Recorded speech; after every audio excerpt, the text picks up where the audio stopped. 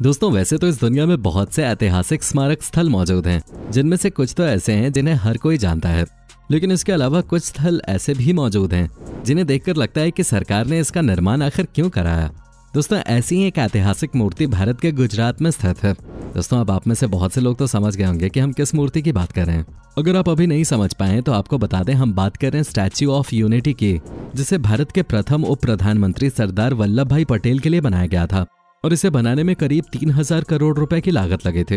लेकिन आखिर ऐसा क्या हुआ कि इतना पैसा लगाने के बाद भी इस मूर्ति की इतनी ज्यादा आलोचना हुई। दोस्तों आज के इस वीडियो में हम आपको दुनिया की सबसे ऊंची मूर्ति स्टैच्यू ऑफ यूनिटी से जुड़ी कुछ ऐसी जानकारी देने वाले हैं जिन्हें आज से पहले आप नहीं जानते हैं। तो चलिए शुरू करते हैं। दोस्तों भारत के गुजरात में मौजूद सरदार वल्लभ भाई पटेल की इस मूर्ति को स्टैच्यू ऑफ यूनिटी के नाम से जाना जाता है। आपको बता दें कि यह भारत के सबसे पहले उप प्रधानमंत्री होने के साथ साथ प्रथम गृह मंत्री भी थे।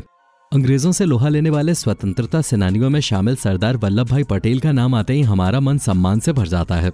देश के पहले गृह मंत्री रहे सरदार वल्लभ भाई पटेल ने देश को एक सूत्र में पिरोने का सपना देखा था और कई रियासतों को भारत में शामिल करने में सरदार वल्लभ भाई पटेल जी की अहम भूमिका भी रही थी। दोस्तों वैसे तो उनकी याद में देश भर में बहुत सी जगहों पे उनकी मूर्तियां लगी हैं, लेकिन इनकी 138वीं जयंती पर स्टैच्यू ऑफ यूनिटी के नाम से स्थापित उनकी मूर्ति के नाम दुनिया भर में सबसे ऊंची मूर्ति होने का विश्व रिकॉर्ड दर्ज हो गया। दोस्तों ये प्रतिमा इतनी विशाल है कि ये 7 किलोमीटर की दूरी से भी नजर आते हैं। दोस्तों सरदार वल्लभ भाई पटेल के स्मारक की नींव प्रधानमंत्री नरेंद्र मोदी ने 31 अक्टूबर 2013 को रखे थे।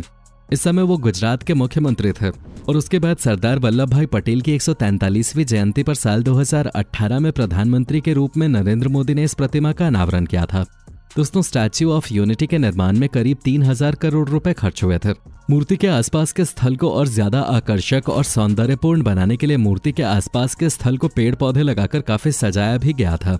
दोस्तों इस विशालकाय प्रतिमा के अलावा यहाँ अन्य प्रमुख आकर्षणों में 17 किलोमीटर लंबी फूलों की घाटी भी है। मूर्ति के पास पर्यटकों के लिए सरदार पटेल के जीवन को समर्पित एक संग्रहालय भी है। इसके अलावा स्टैच्यू ऑफ यूनिटी से 4 किलोमीटर दूर टेंट सिटी बनाई गई है। यहाँ एक समय में 500 से अधिक पर्यटक रुक सकते हैं।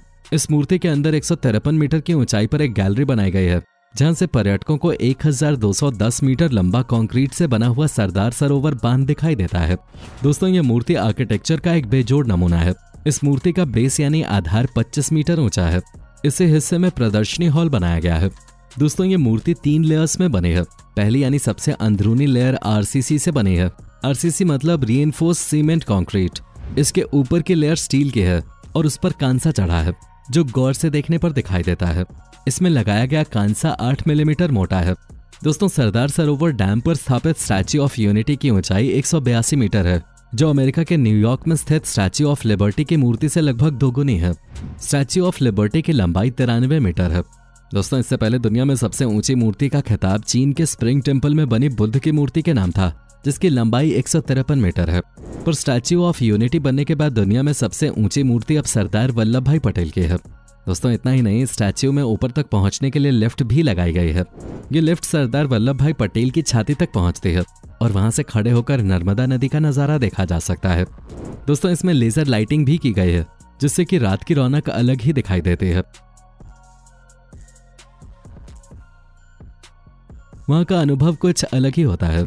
दोस्तों इस मूर्ति को बनाने में यहाँ के लोगों ने भी काफी योगदान दिया है, जिसके लिए एक ट्रस्ट भी बना। इस ट्रस्ट का नाम सरदार वल्लभ भाई पटेल राष्ट्रीय एकता ट्रस्ट रखा गया था। इस ट्रस्ट ने पूरे भारत में 36 ऑफिसेज भी खोले थे, जिसके जरिए लगभग 5 लाख किसानों से लोहा जुटाने का लक्ष्य रखा गया। दोस्तों किसानों और गांव वालों की मशक्कत और कठिन परिश्रम से करीब 3 महीने तक चले इस लंबे अभियान में लगभग 6 लाख ग्रामीणों ने मूर्ति स्थापना के लिए लोहा दान किया था। दोस्तों जैसा कि अभी हमने आपको बताया कि मूर्ति पूरे विश्व की सबसे ऊंची मूर्ति है। इस मूर्ति को बनाने का ठेका 27 अक्टूबर 2014 को मोदी सरकार ने Indian infrastructure company Larsen and Toubro को दिया था। इस मूर्ति में 4 अलग अलग तरह की धातुओं का उपयोग किया गया है। दोस्तों इस मूर्ति को इंजीनियर्स ने 4 चरणों में यानी कि मॉकअप, 3D स्कैनिंग टेक्नोलॉजी और कंप्यूटर न्यूमेरिकल कंट्रोल प्रोडक्शन तकनीक के जरिए पूरा किया था। मूर्ति बनाने में सबसे बड़ी चुनौती ये थी कि इसे भूकंप और अन्य आपदाओं से बचाना था, और ऐसे में इस बात को ध्यान में रखते हुए इस मूर्ति को इस तरह से मजबूती से बनाया गया है कि 6.5 तीव्रता के भूकंप को भी आसानी से झेल सकते हैं और 180 किलोमीटर प्रति घंटा की रफ्तार से चलने वाली हवा में भी ये मूर्ति स्थिर रहेगी। इसके अलावा दोस्तों इस मूर्ति को ये सोचकर बनवाया गया था कि इससे टूरिज्म को बढ़ावा मिलेगा और स्थानीय लोगों को रोजगार के अवसर प्राप्त होंगे। देश विदेश से सैलानी यहाँ घूमने आएंगे, जिससे भारत की अर्थव्यवस्था को भी काफी ज्यादा बढ़ावा मिलेगा। दोस्तों जब इस मूर्ति का उद्घाटन किया गया और जब इस मूर्ति को आम लोगों के लिए खोला गया तो करीब 1 सप्ताह में ही इस मूर्ति से लगभग 4 करोड़ रुपए की कमाई की गई थी। दोस्तों आपको बता दें कि जिस संस्था के अंतर्गत इस मूर्ति का रखरखाव देखा जाता है, उसके अनुसार इस मूर्ति से हर साल लगभग 80 करोड़ रुपयों की कमाई होते है। दोस्तों अगर इस हिसाब से देखा जाए तो आने वाले करीब 40 सालों में मूर्ति में लगा पैसा निकल पाएगा।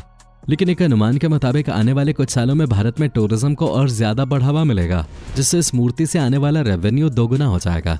लेकिन ऐसा सिर्फ अनुमान ही है। दोस्तों आपको बता दें कि इस मूर्ति में काम करने के लिए वहां के स्थानीय 15,000 लोगों को रोजगार मिला है। इसके अलावा स्टैच्यू ऑफ यूनिटी के बनने से जो टूरिस्ट विदेशों से इस मूर्ति को देखने के लिए आते हैं, वो इस मूर्ति के अलावा और भी कई ऐतिहासिक स्थलों में घूमते हैं, जिससे वहां भी कुछ न कुछ रेवेन्यू जनरेट होता है। दोस्तों वहीं दूसरी तरफ कुछ लोगों का ये भी मानना है कि स्टैच्यू ऑफ यूनिटी में लगाया गया पैसा बेकार चला गया है। लेकिन जब स्टैच्यू ऑफ यूनिटी की कमाई का लेखा जोखा निकल कर आया तो लोगों के मुंह खुले के खुले रह गए। दोस्तों आपको ये बात तो पता ही होगी कि ताजमहल को देश की धरोहर माना जाता है और ताजमहल से भी सरकार को टूरिज्म के जरिए अच्छा खासा रेवेन्यू मिलता है।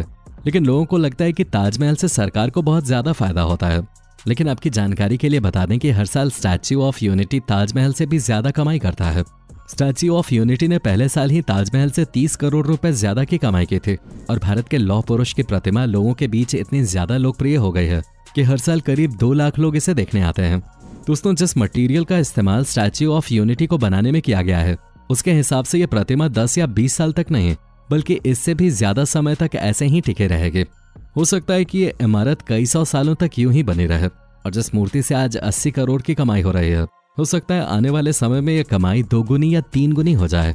दोस्तों हमारे भारत में कुछ लोग ऐसे भी हैं जो भारत में मौजूद दुनिया की सबसे ऊंची मूर्ति की तुलना चीन की सबसे ऊंची मूर्ति स्प्रिंग टेम्पल बुद्धा से करते हैं। आपको बता दें कि जब भारत में स्टैच्यू ऑफ यूनिटी मूर्ति नहीं बनी थी, उस समय तक स्प्रिंग टेम्पल बुद्धा ही दुनिया की सबसे ऊंची मूर्ति थी, जो कि भगवान गौतम बुद्ध की एक प्रतिमा है और इसकी लंबाई लगभग 128 मीटर है। लेकिन दोस्तों अगर बात कंपैरिजन की हो रही है तो आपको बता दें कि चाइना में बनी इस मूर्ति को बनाने में वहां की सरकार ने $55 मिलियन खर्च किए और भारत में बनी इस मूर्ति में सरकार ने $180 मिलियन खर्च किए। चाइना में बनी इस मूर्ति की धनराशि बेहद ही कम है। जी हाँ, इससे चीन की सरकार को कोई भी कमाई नहीं होती, लेकिन भारत की इस मूर्ति से हर साल एक एवरेज कमाई हो जाते हैं। दोस्तों अब आप सोच रहे होंगे कि अगर इसमें इतनी सारी अच्छाइयां हैं तो फिर ये स्टैच्यू फेल क्यों हुआ।